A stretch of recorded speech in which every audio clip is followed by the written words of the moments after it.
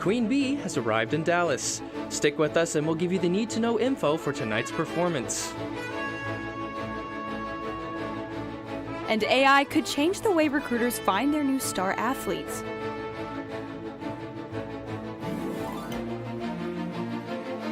The president is deploying 800 troops down the southern border. More on that next. Broadcasting live from the University of North Texas, this is ntTV Nightly News.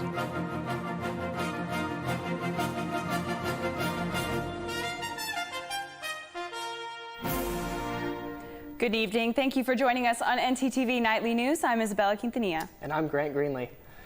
U.S. resources are being stretched thin as thousands of immigrants, mostly from Venezuela, continue to cross the border. Ivan Rodriguez from CNN reports on the troops deployed to assist in managing the surge.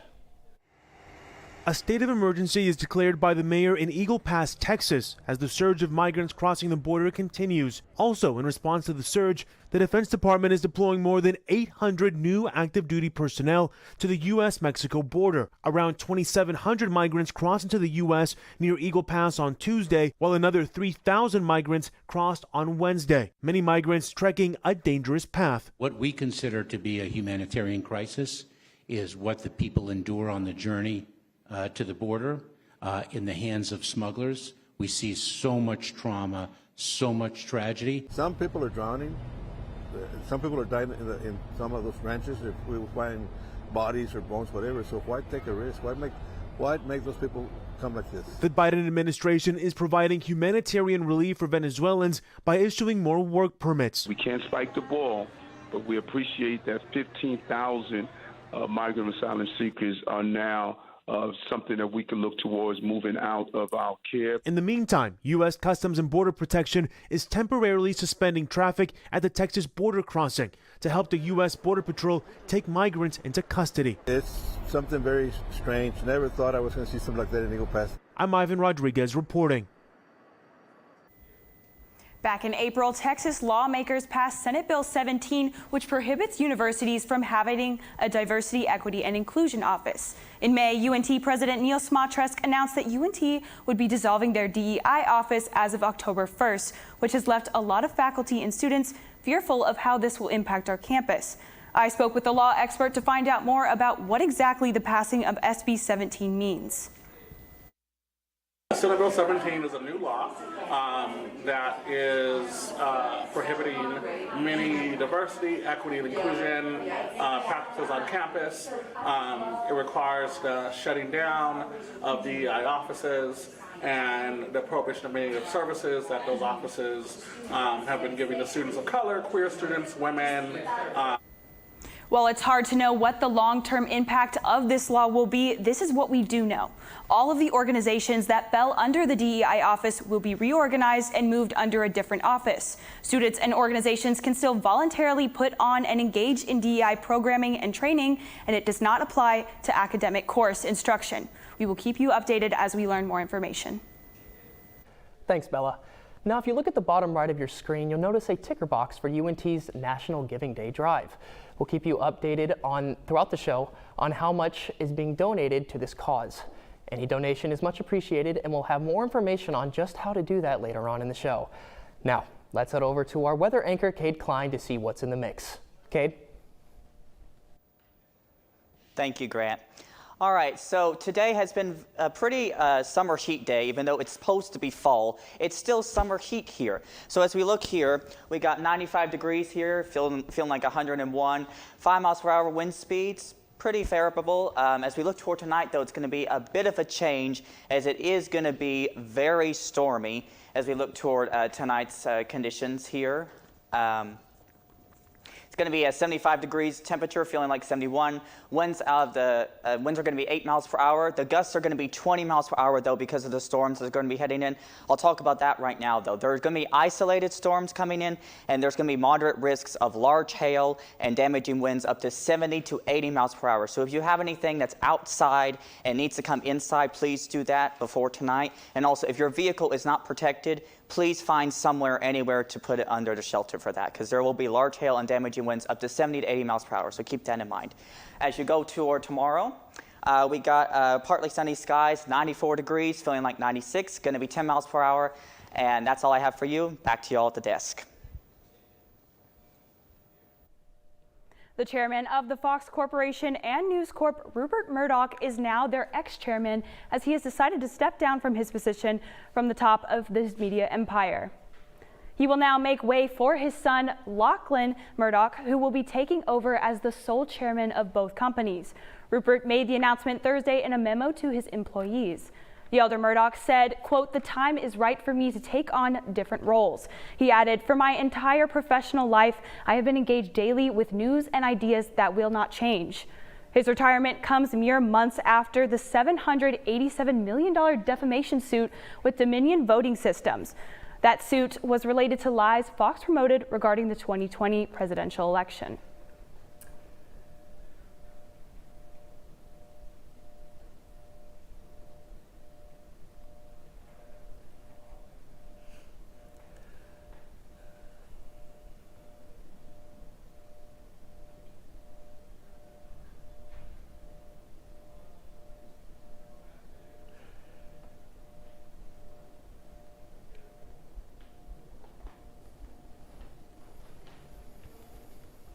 Amazon is about to finally bring us what we've all been asking for, a more human-like Alexa. The company has announced all Echo and Alexa products from 2014 to present will receive an AI-based update for their Alexa voice. Alexa will be able to resume conversations without a wake-up word, learn user preferences, predict follow-up questions, and change its tone depending on topic. Amazon has not disclosed when the update will occur, but an Amazon executive did claim that the new Alexa feels just like talking to a human. Playing college sports is many athletes' dream, but soon that dream may be in the hands of a computer. Jacqueline Quinn has the details.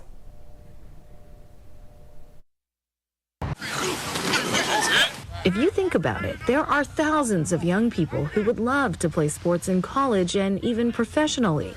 But that's part of the difficulty. It takes coaching staff members hours to sift through film and stats to find the right candidate. There's a lot of talent out there, but we're always looking for a specific fit within our program and our culture. This is where artificial intelligence is ready to change the game.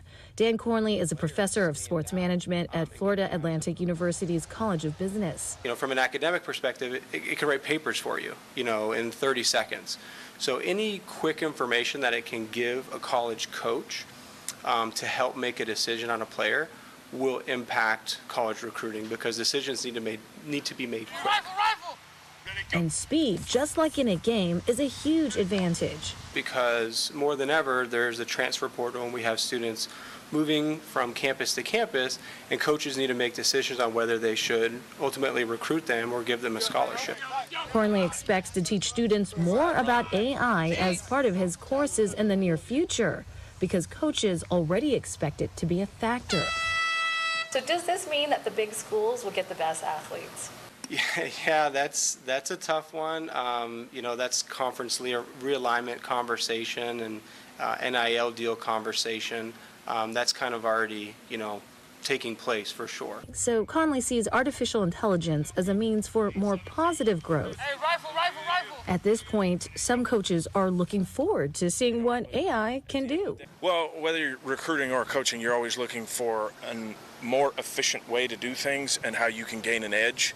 And that comes with, certainly, artificial intelligence is going to help do that. We currently have no word on if UNT will start to use AI to select athletes, but many would say it's only a matter of time. Coming up next, how the auto workers strike is making history in the automotive industry.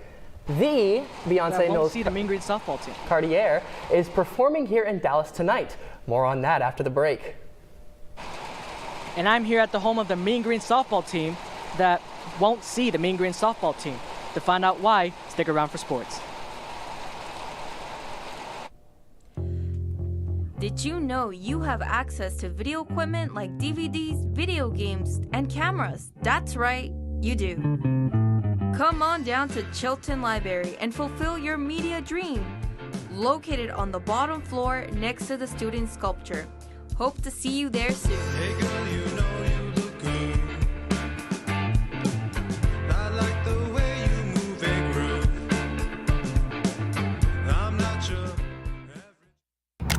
look up here. 1, 2, 3. Mom, Dad, I got it.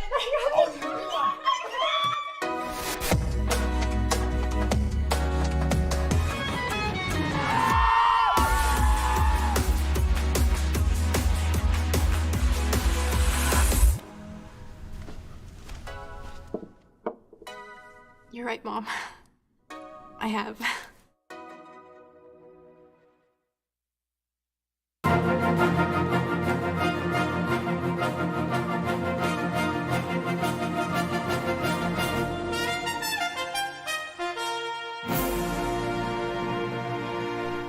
The auto workers' strike has just started, but it's already made history. A week ago, the UAW walked out against all 3 major car manufacturers. The strike may be young, but entire industries are already feeling the effects. CNN's Laura Aguirre has more. If we have to strike more, close more, then we'll do that. The United Auto Workers Union says their walkouts will expand if the nation's 3 largest automakers don't give them a better contract proposal by noon Friday. I would like to see fair wages for everybody.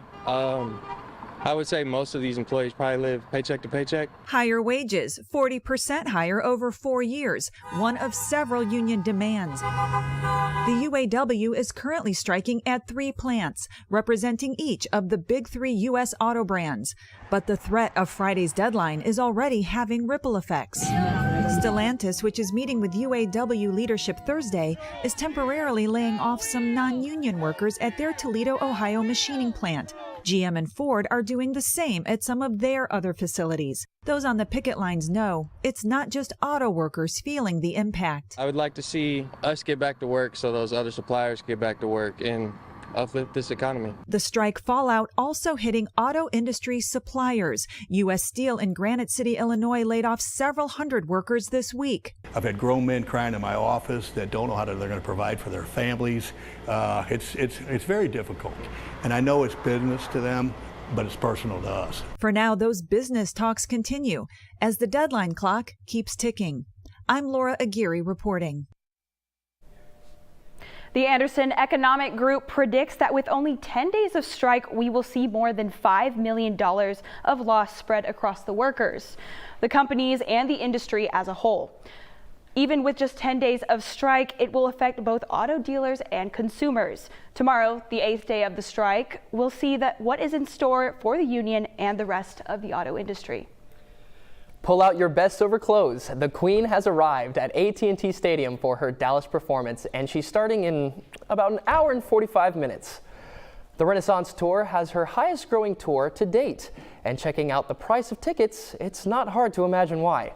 While tickets are still available on Ticketmaster, in the nosebleeds, they start at $215 per seat, and parking starts at $50.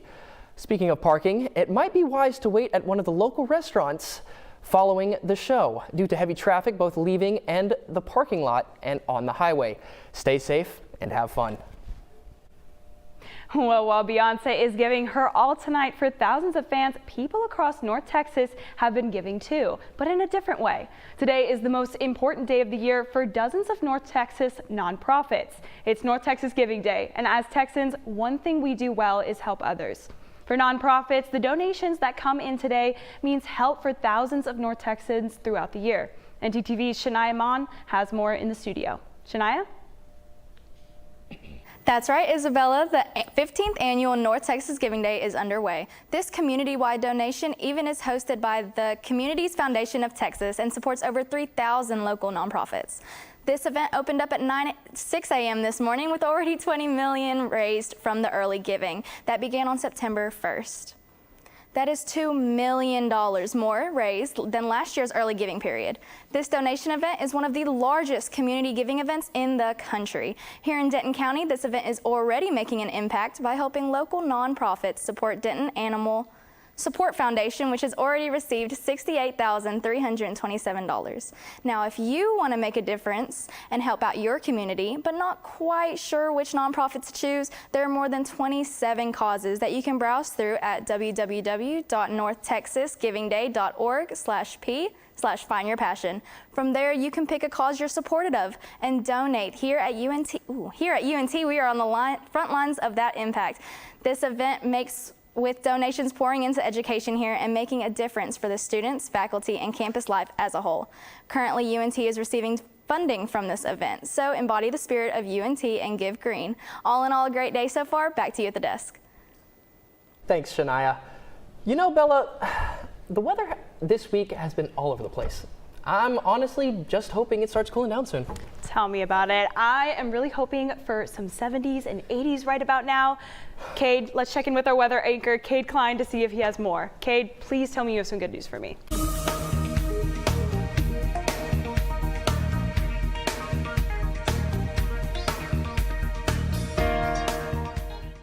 Well, actually, Isabella, I do have some good news, but that will come later next week. But as of right now, we're still in that little summer heat. As you can see across North Texas, things are staying relatively in the 90s, low to mid 90s across the board here. But as we look across the region, including Oklahoma City and all that stuff, we can see a big change with 82 in Oklahoma City. They're actually receiving fall weather, which it'll eventually come down here. I'll get to that in just a sec. But as far as southern areas go, they're still seeing that very hot summer heat being 97 degrees. El Paso, they're in the clear. They got 87, as well as Abilene, 89. But for most of us, it's staying that summer heat. But as we look toward our 7-day forecast here, we are going to see some very good temperatures coming in next week. But as far as tomorrow goes, we're going to have partly sunny skies, high of 94, low of 77. Saturday and Sunday, we're going to have 40% chance of isolated storms, with highs being in the upper 90s. Low is going to be 77 on Saturday with a low of 71 on Sunday. And then I got to say something about Sunday, though. If you plan on doing any outdoor activity, make sure you're wearing sunscreen, a hat, sunglasses, because the UV index is going to be 6 and it's going to be very hot. So make sure you do that. And for Sunday forecast, rest of the week's going to be high 80s, lows in the 60s, and low of 71 on Thursday. That's all I have for you. Back to you at the desk. Thanks, Cade. Well, for years, whenever students here at UNT needed to grab a quick snack or some caffeine in between classes, they would always make a stop at the Union's corner store. However, recent updates being made to the Union have changed that. I spoke with some students to find out how they feel about these changes and with UNT Dining to find out more. Back in June, UNT Dining shocked students when they announced that the beloved corner store would be closing its doors permanently. I've heard that it was notorious for being the best place to get snacks. A great hangout spot too. A lot of people met up there. I work in the union, so it was always a quick and easy way to grab a snack between, class and work. I love getting Topo Chico from there all the time. That was always what I would get, and I'm really sad that it closed. It was really kind of devastating. Students and faculty alike loved the corner store, and it was almost always busy, so why close it? Well, UNT Dining says this decision will actually help optimize space in the Union. The transition for the corner store of shutting it down actually hit several needs. So the first was the introduction of the market, which is over at Eagle Landing, as well as we were having a big need to address the issue of lines and that of Chick-fil-A, which is one of our busiest retail operations on campus. The empty space where the corner store used to be located will soon become the new Chick-fil-A, allowing them to expand the kitchen and add more seating. The convenience long-term, especially with the impact of moving Chick-fil-A downstairs, will be huge, thinking of how long people are standing in line now and how much volume we go through there to really help fulfill that need. But not to worry, because you can still find all your corner store favorites around campus. The market over at Eagle Landing, the which has been moved there. We've also included Voltage Coffee, which is a locally owned roaster. And then here in the Union, we've got Verde Everyday Express, which is right across the hallway from Chick-fil-A. Scrappy's ice cream is there. Still get the same milkshakes, as well as grab and go and snacks and different items like that. As for what will replace the current Chick-fil-A, UNT Dining has yet to decide, but they have reached out to several national brands. Students will even get the chance to tell UNT Dining which new restaurant they would like to see in the Union with a survey that is being released in October, so be sure to keep an eye out for that. Find out where you can see some fun sights in Denton Square. We'll have more when we come back. Fabric of passion. Oh, Hector, it will be so hard for us to part, but we must. But my love, what did I do? I thought we were meant to be together forever. I am so disheartened to say that you're just not in style anymore. But you will be, to someone else, in a better place.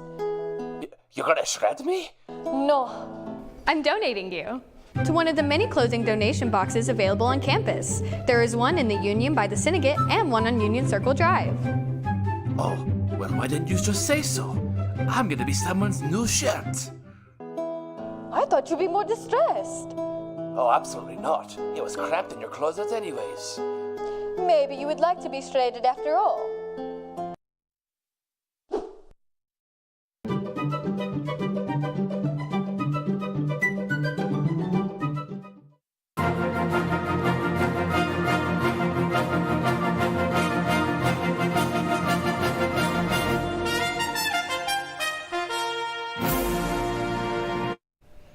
Do you have a green thumb that might have lost its touch? UNT is hosting the perfect event for you to tap back into the garden, right at its own natural dye gardens.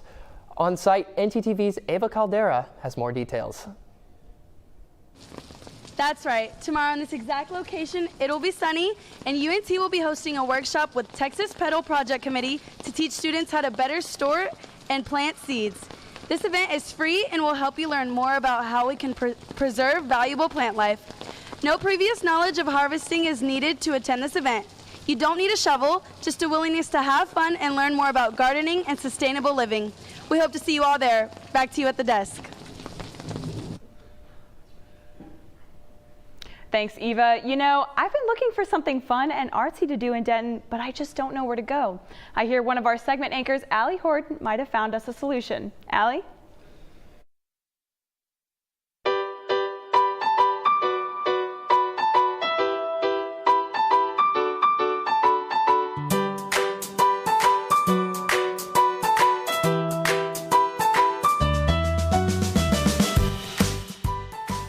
Thanks, Bella. Well, you're in luck because I have just the spot for you. I recently took a trip to the Denton Square earlier this week and found some pretty amazing sights. This week, I ventured over to the one and only Denton Square to take a look at some of the large paintings found on buildings, also known as murals. Some of these murals are so large that they can be seen from the other side of the square. However, some have so much detail you have to get within feet of them to fully grasp the beauty. This one in particular showcased tiny little specks of white paint that I wouldn't have been able to see from a distance. Because of the square's artsy feel, people feel free to show their artistic expression through many ways. Walking through the square, it's not unlikely that you could see a person strumming a guitar, playing a piano, painting murals, and electrical boxes such as this one. Most of these murals are painted by aspiring young artists, so coming out to support them by even taking a picture and posting it on Instagram could mean the world to them. But you may be thinking, why does art matter? It doesn't have anything to do with me, right? Actually, it's been proven that creating and simply being around the arts raises your serotonin levels and enhances overall brain function. Not only is the square a great place to enjoy some music and art, but it will also make for just a great fall experience. Be sure to check it out.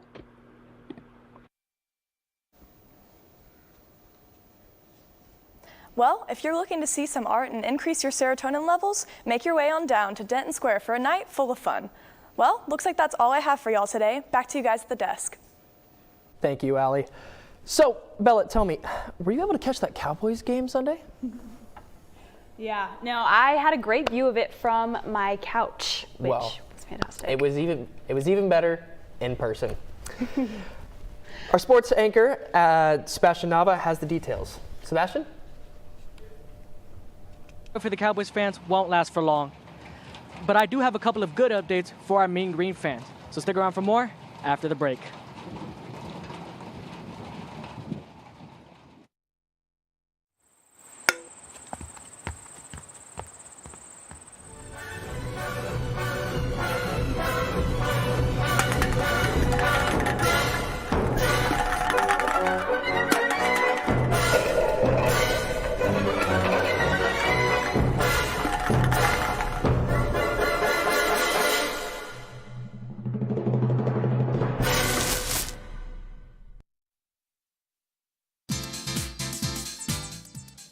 Oh, hey, didn't see you there. Let's get started. This is a motor vehicle. This is the blinker mechanism. To use it, push it up for the right blinker and down to go left. You're welcome. It was easy.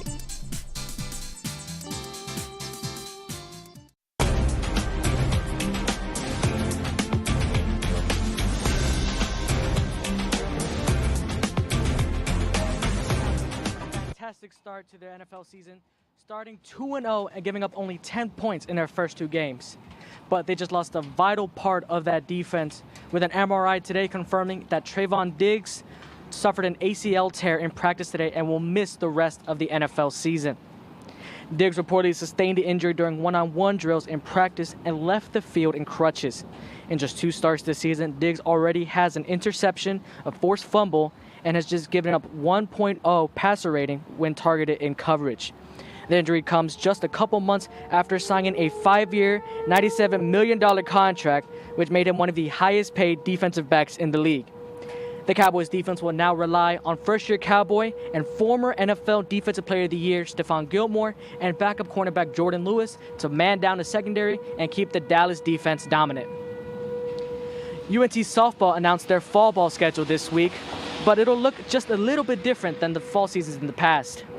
The Mean Green announced their schedule, which includes games at Arlington versus UTA, in Spring, Texas versus Baylor, and 6 home games, including a Thursday, October 26th matchup versus Denton neighbors Texas Women's University. Now, while part of the Mean Green softball experience includes coming out here to Lovelace Stadium, that experience won't be the same this fall, as the Mean Green will be playing their home games at Denton Geyer High School. Now, for those wondering why the Mean Green are playing at a high school, it is because Lovelace Stadium is currently under construction as they are redoing the dugouts. But don't worry, Lovelace Stadium will be reopened in spring of 2024 to welcome back all the Mean Green fans.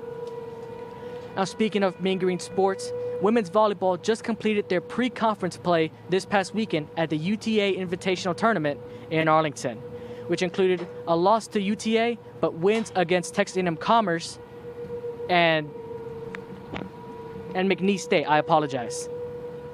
ntTV's Jalen Tucker got a chance to speak with players and coaches as they look ahead towards the conference season. A new year means a new team and new goals to reach for. UNT has switched to Conference USA to the American Conference this year, as all sports are having to adjust to the new switch.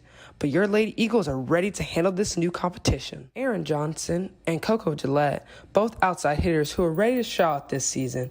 Johnson already having 118 kills so far, and Gillette having 101 to kick off their season on the right foot. We are feeling amazing. I think that we can do anything we put our mind to, so I think as long as we keep working, we put in the work that it takes, I think we'll do amazing. The American is a really competitive conference, and I feel like our team is ready for that challenge and that we're going to excel at a high level. Coach Christy Porter, in her 2nd year coaching at the University of North Texas, is looking forward for her girls playing to get some new teams this conference. New conference or not, I think we had a great preseason that prepared us for our conference matches, and so I'm excited to see how we compete coming into this week and for the rest of the season. We're a very strong-minded team. We believe that as long as we do what we need to do, we're unstoppable. So I think that everybody would agree when I say we're ready to face any challenge that's thrown at us. Your Lady Eagles are currently 7-7 overall, with already a conference win, 1-0 underneath their belt against Florida Atlantic, winning 3-0. One of our goals was to win the American. Win the conference, that's always a goal though. Whatever conference we're in, we want to win it all. We're going to win the American, and team success leads to individual success, so people on our team are going to be able to receive the accolades that they deserve, as well as our team accolades that we deserve. Thank you, Sebastian, and we apologize for the technical difficulties. We just received news that there is a severe thunderstorm warning alert out, so please stay safe and stay inside. Thanks for watching ntTV Nightly News. Join us again next week here on North Texas Television.